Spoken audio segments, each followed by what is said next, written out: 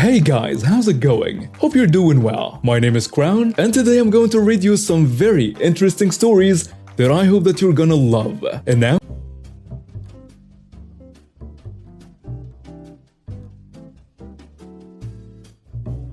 well, this happened when I was 19, so around the year 2011.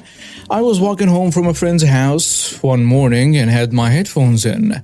He lived a bit out of town. We lived in a small town of 4,000 people, and as I was walking, I turned the corner to get onto the main road. I had a big ditch to the left of me and a row of rundown houses to the right. Then I see two dogs running towards me. I'm used to dogs running around here and looking for treats or a pet. But anyways, one dog quits running while the other, a boxer breed, runs towards me and he bites my ankle. He latches down so hard and I scream out in pain and he drags me down into the ditch. I follow my back, look up and see this dog dive at my face. I kick him in the face and jump up. There's a car honking at me that is trying to get me to get in. I crawl up the ditch and the dog bites my leg again. Kick it, then get to the car. The dog jumps up at me and I pluck it with my arm. Now I have one bloody leg, a one scratched up arm that is bleeding profusely. I get into the car and land in the lab of two women.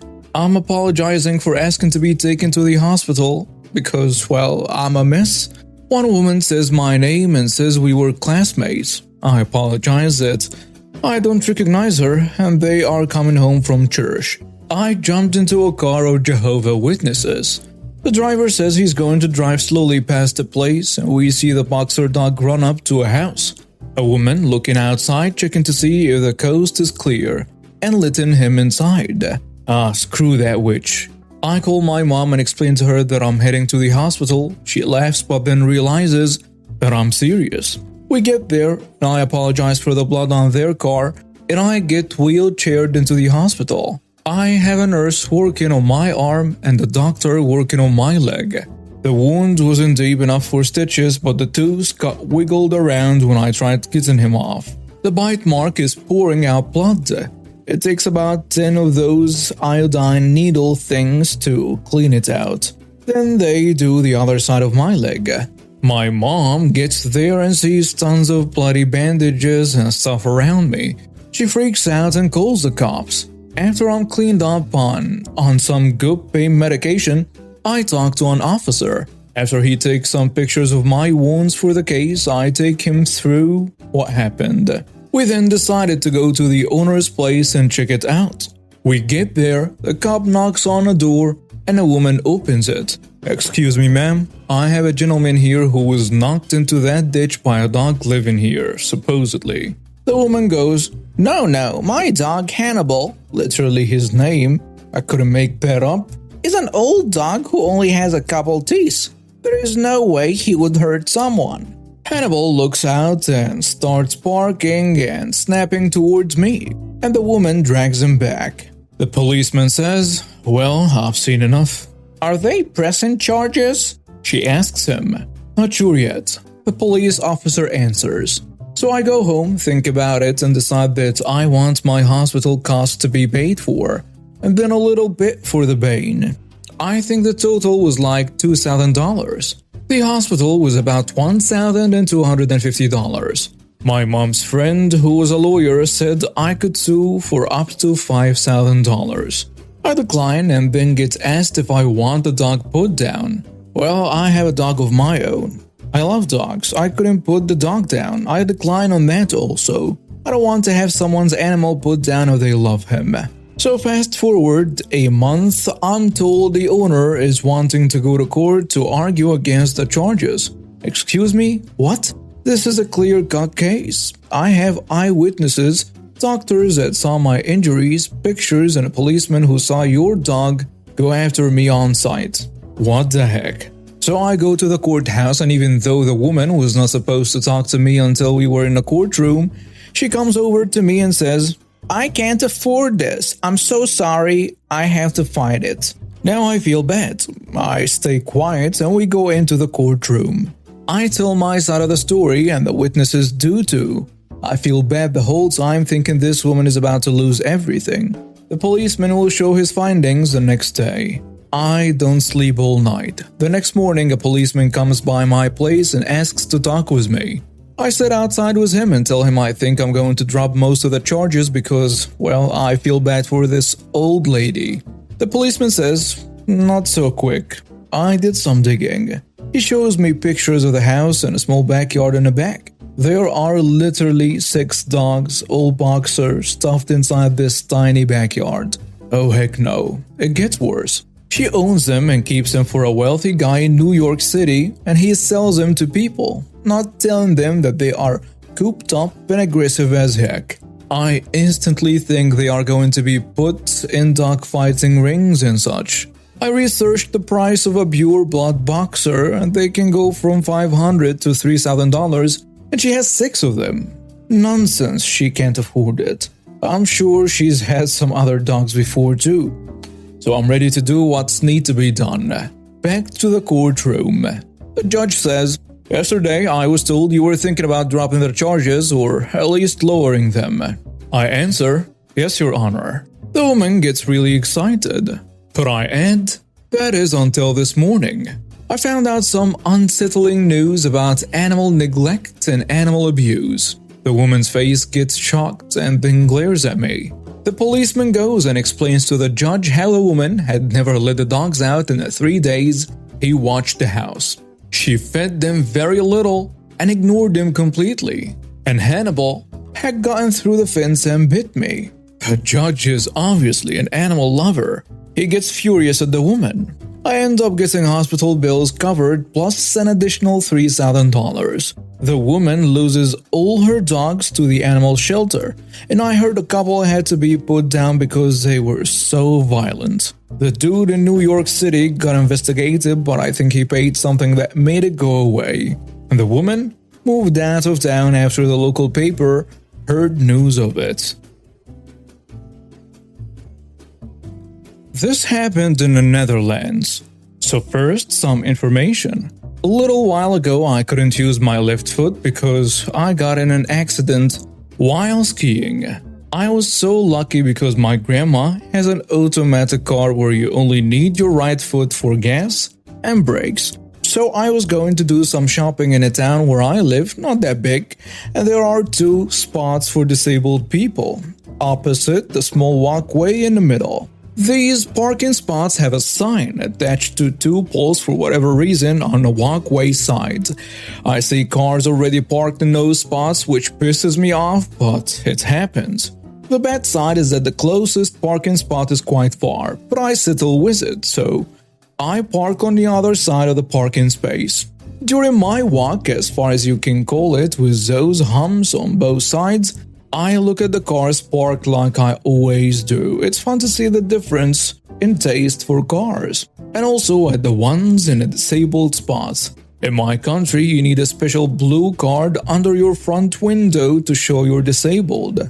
If you don't have it and still park there, the ticket is expensive. And it pisses me off, but I can't do much because I couldn't really kick it, right? So I do my shopping and return to my car to see that both cars are still at that spot. But the car without the card has someone sitting in it. And just to be helpful, I walk up to his window, knock on it and ask him to not park at these kinds of spots because he's making it really hard for people like me. I was just trying to be helpful. But the man responded by opening the door as hard as he could, then hitting my leg in the process with a smirk and an annoying "sorry" only an entitled prat could say. I knock again and he gives me the middle finger but drives away anyway. Skip 1 week and I drive up to the area again just to visit a friend who lives there. I see the same car standing in a spot. Thinking about what the entitled jerk did to me, I wanted him to feel how annoying it was if someone parked somewhere you weren't supposed to. And as luck was on my side, there wasn't any other parking space left. So I parked right behind the entitled jerk's car with very little space. As I climb out of my car, the entitled jerk comes up to me and starts demanding that I move my car because, well, I was not supposed to park there. or else he will call the police. As a jerk that I am, I give him a smirk and a sorry that only an entitled brat could say, and walk off to my friend's home, leaving him swearing at me. The parking space is right in front of a store and there is camera security over the whole area, with an additional camera pointed towards the entrance and the disabled parking spots. My friend opens the door and we just hang out for a while when suddenly we hear a loud bang outside. My friend looks at the window and asks me what my car looks like and where I parked it. I give him the description, and then he follows up to tell me that I should check on my car and see what has happened.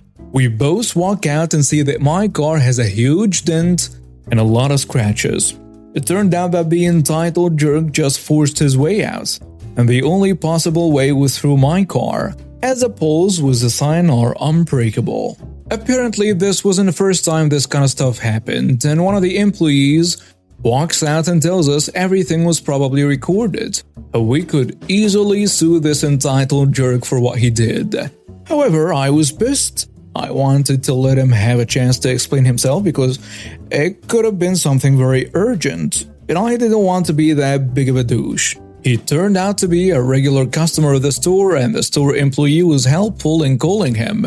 He was pissed and he said that I had no right to park behind, and if I didn't pay for the damages I caused, apparently, he'd call those cops on me. After he was done ranting off, I asked him politely as I could, as I was pissed myself too, why he crashed through and if he could pay for the damages done to my vehicle. He snapped at me and sweared at me through the phone, which was apparently being recorded by the store employee, which I figured in court. But I cut him off and told him that he could either pay or I would sue him for not only parking wrong or damaging my car, but also for attacking me with his door earlier. But he hung up on me. So I called the cops on him. Through the store employee, they got his phone number and license plate, and they told me to sue him.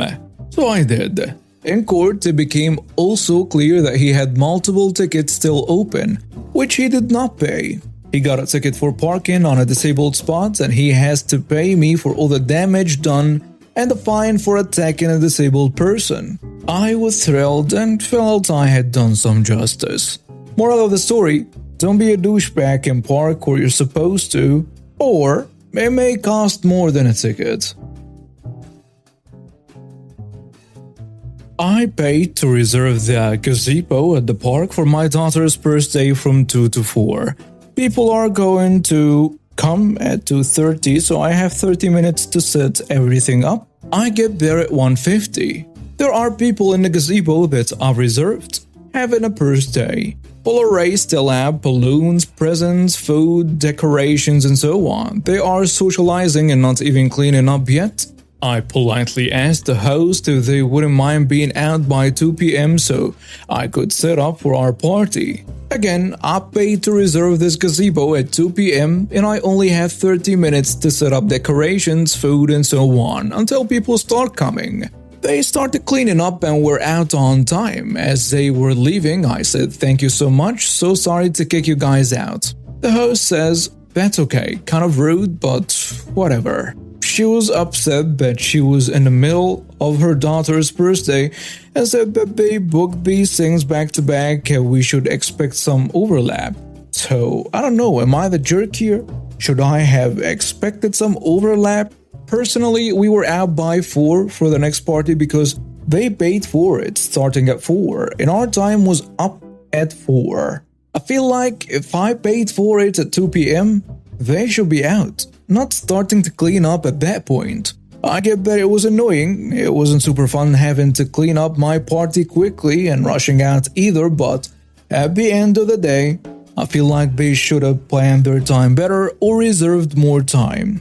Not my problem, and I did still try to be polite. So am I the jerk? And now some comments on the post. Someone saying, "You're not the jerk. She knows they are booked back to back, so she knew someone else would be coming in, and she needed to leave or she'd be taking up someone else's time." Another commenter adds, "Actually, I had the same thing happen this summer and we were the first group. We knew what time we booked it for and we were cleaning up 30 minutes before our time was up. We told all the guests to start wrapping up and to help clean and take down their stuff. And they brought lawn, chairs, tents, and so on. We took all our garbage and threw it at the nearby bins and also separated out the recycling. We left before our time was up and before the next group even started coming. So no, you're not the jerk. When you book an event, it's your job to be out by X time. If they wanted to hang out longer, they should have booked the space for longer.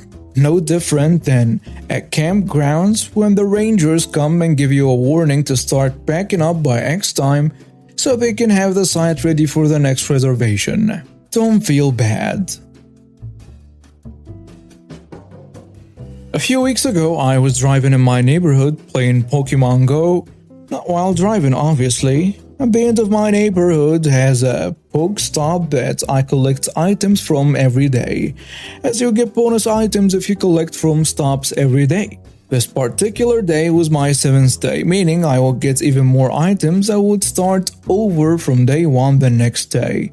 I drove to the stop, got the items, set my phone on my passenger seat and went home. The road I was driving on was maybe 20 miles per hour, but I was going about 12 or 13 miles per hour.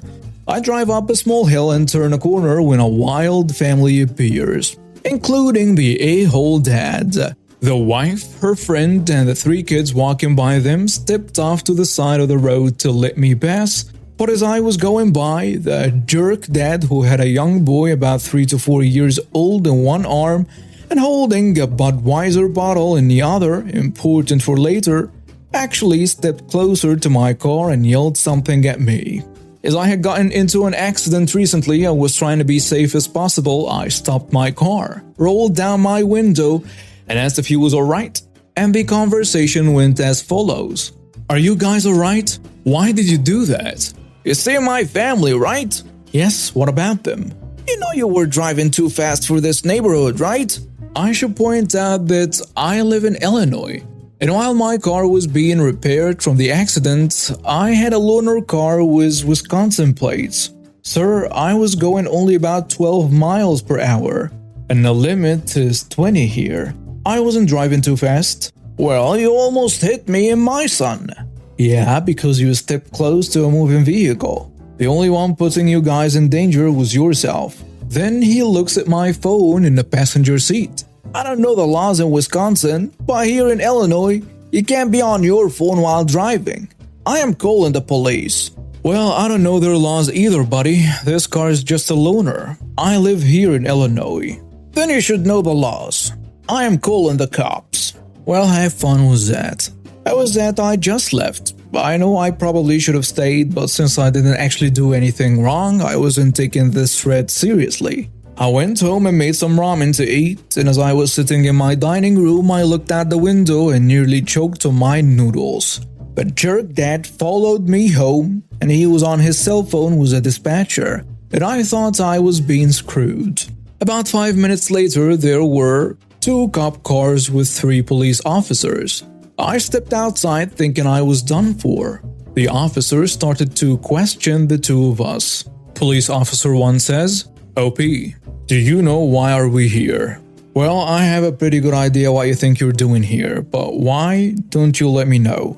"This gentleman called us saying you attempted to run his family over after you got caught texting while driving and going way over the speed limit." My mind went blank for a few seconds. This prick actually said that I had attempted vehicular manslaughter. My mind started working again and I said, "Sir, that couldn't be farther from the truth. I was driving home from playing Pokemon Go on my phone when this man stepped close to my car while I was driving.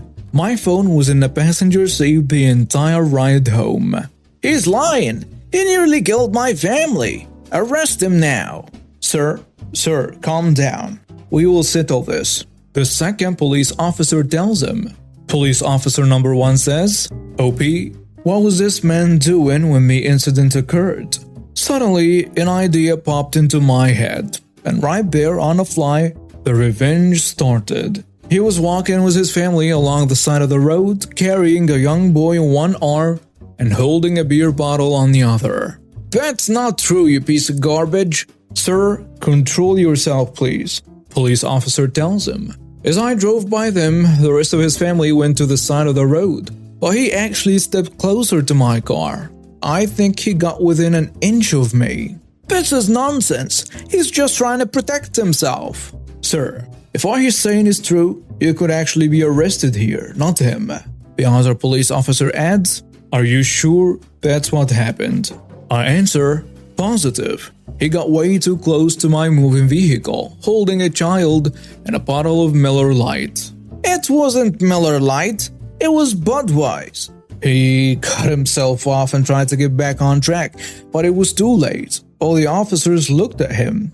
He tried to defend himself, but then the third police officer said something I thought I would never hear a cop say in my life. Sir, have you had anything to drink this evening? The entitled jerk, now very less confident, no. They moved him to one of the cop cars and gave him a breathalyzer test. Point 12, just over the limit. Gotcha, jerk.